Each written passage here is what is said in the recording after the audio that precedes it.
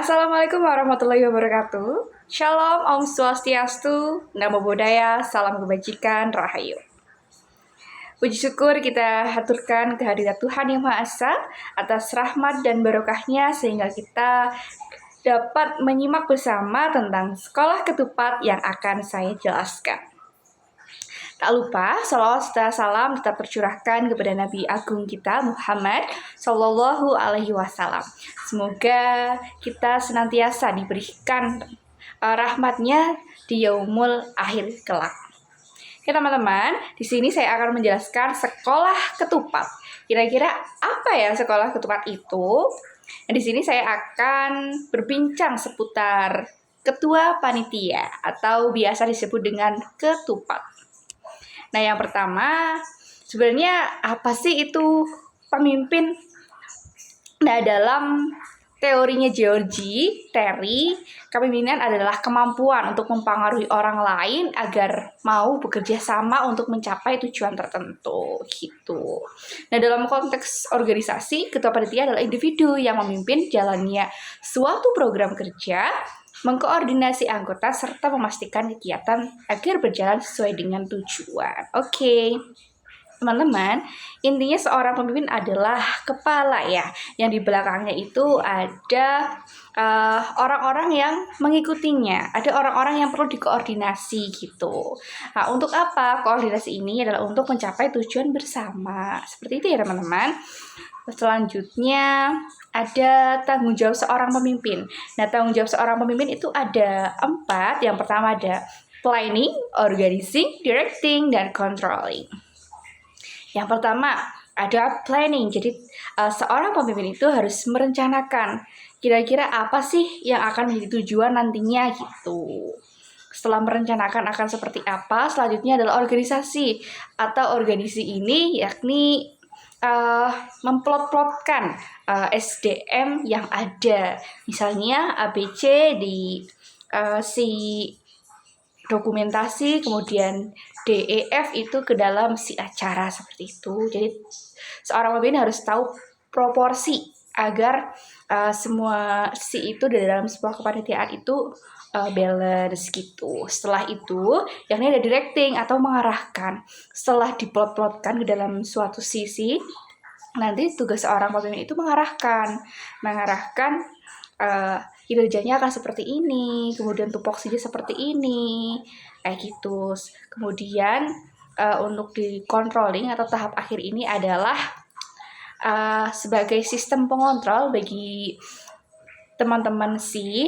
Jadi di sini seorang ketua panitia atau pemimpin ini wajib sekali untuk mengontrol apakah yang dijalankan oleh sisi terkait itu sesuai dengan tujuan yang diharapkan, apakah sudah lurus atau masih ada hal-hal yang memang perlu dibenahi, seperti itu ya teman-teman. Selanjutnya tanggung jawabnya ada 1, bertanggung jawab atas keberhasilan atau kegagalan sebuah acara.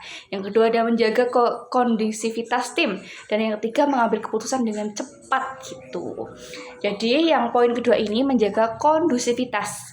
Itu sangat penting ya teman-teman, karena di dalam sebuah kepanitiaan ini pasti ada saja perbedaan di antara teman-teman dalam suatu seperti itu.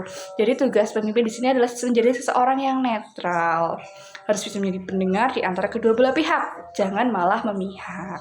Seperti itu ya teman-teman. Selanjutnya ada sikap pemimpin. Sikap pemimpin yang pertama harus komunikatif, harus responsif teman-teman. Jadi ketika ada anggota yang kebingungan atau kesulitan, bisa teman-teman bantu dengan cara apa? Dengan cara respon hal-hal yang mereka bingungkan. Yang kedua ada tegas namun fleksibel. Jadi pemimpin yang terlalu kaku itu juga tidak baik, tetapi seorang pemimpin yang terlalu santai itu juga tidak baik. Jadi harus di tengah-tengah ya teman-teman, harus tegas tapi ada waktu dan situasinya itu kapan. Jangan malah tegas terus nanti malah terkesan kikuk atau kaku. Yang ketiga bertanggung jawab tentu. Dan yang keempat adalah empati terhadap anggota. Jika di suatu kepanitiaan ada hal-hal yang memang tidak berjalan sesuai dengan semestinya, teman-teman jangan langsung menjustifikasi kamu salah, kenapa tidak seperti ini? Jangan ya. Tetapi teman-teman harus menanyakan, dengarkan apa keluh kesah dari mereka. Teman-teman harus empati, tumbuhkan empati dari dalam hati teman-teman. Sehingga teman-teman merasakan apa yang mereka rasakan, seperti itu. Selanjutnya adalah problem solving mindset. Teman-teman ketua panitia harus benar-benar berpikir cepat, putar otak bagaimana caranya menyelesaikan masalah di dalam suatu kondisi. Jangan malah menunda-nunda, kemudian nanti terlalu lama sehingga nanti di dalam kepanitiaan itu tidak efektif. Kemudian alur koordinasi penyelenggaraan acara. Ini ada alur horizontal ya teman-teman, mulai dari anggota SI ke koorsi, kemudian koorsi ke ketupat, ketupat dengan OC di sini adalah kadif, kemudian kadif ke SC, di sini adalah wakahim, kemudian SC ini wakahim ke PC atau ketua himpunan. Kemudian untuk alur pengajuan proposal, yang pertama ada DPM FKIP, Kusma, Koorprodi, Sekretaris, dan TO. Jadi alurnya ini horizontal ya teman-teman, dari yang paling jabatan terendah ke yang tertinggi, seperti itu. Kemudian menumbuhkan jiwa pemimpin itu caranya bagaimana sih? Nah, cara menumbuhkan jiwa pemimpin adalah mulai dari memimpin diri sendiri. Jangan sampai teman-teman memimpin orang lain, tapi teman-teman belum selesai dengan dirinya sendiri.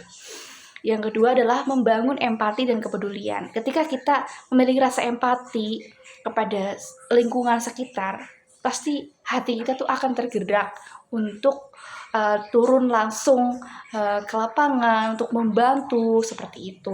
Dan yang ketiga ini berani mengambil keputusan. Memang di dalam sebuah keputusan itu pasti selalu ada resiko ya teman-teman. Tapi menjadi seorang pemimpin yang berani harus mampu mengambil keputusan dengan tepat, seperti itu. Jadi jangan ragu dalam mengambil keputusan. Kemudian yang keempat adalah latih komunikasi yang efektif.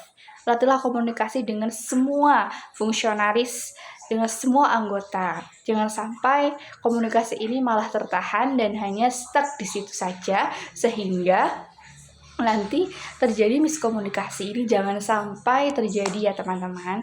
Dan yang terakhir itu ada aktif mengambil peran. Menjadi seorang pemimpin itu harus berani mengambil peran, berani turun langsung ke lapangan, itu harus berani. Seperti itu.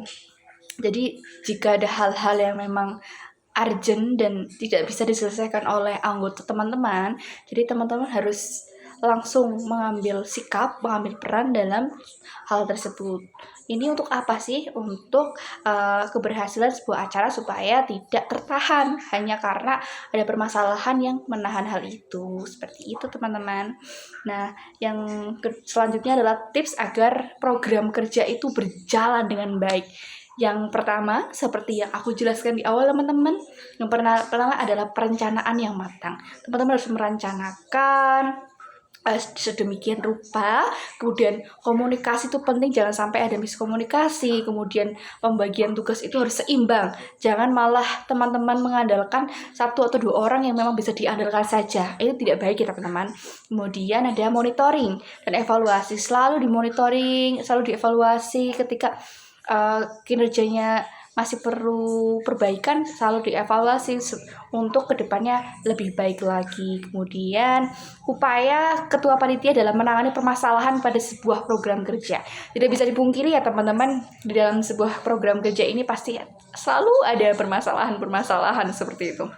Nah, cara menanganinya dengan apa teman-teman? Yang pertama itu tetap tenang, nggak usah panik, karena menjadi ketua panitia itu harus netral, harus menjadi penengah yang baik dan tidak boleh panik. Yang kedua adalah mengambil keputusan dengan cepat dan pastinya tepat teman-teman. Jadi harus dipikirkan matang-matang sehingga tidak mengambil keputusan yang salah. Dan yang terakhir adalah evaluasi. Evaluasi setelah acara itu sangat penting teman-teman untuk mengetahui kinerja kita, kurangnya di mana, kemudian penilaian orang seperti apa, itu harus kita lakukan teman-teman. Jadi itulah tentang sekolah ketupat yang dapat saya jelaskan teman-teman. Semoga kita semuanya dapat menjadi pemimpin yang hebat di masa depan kelak. Tetap semangat. Wabillahi taufiq wal hidayah. Wassalamualaikum warahmatullahi wabarakatuh.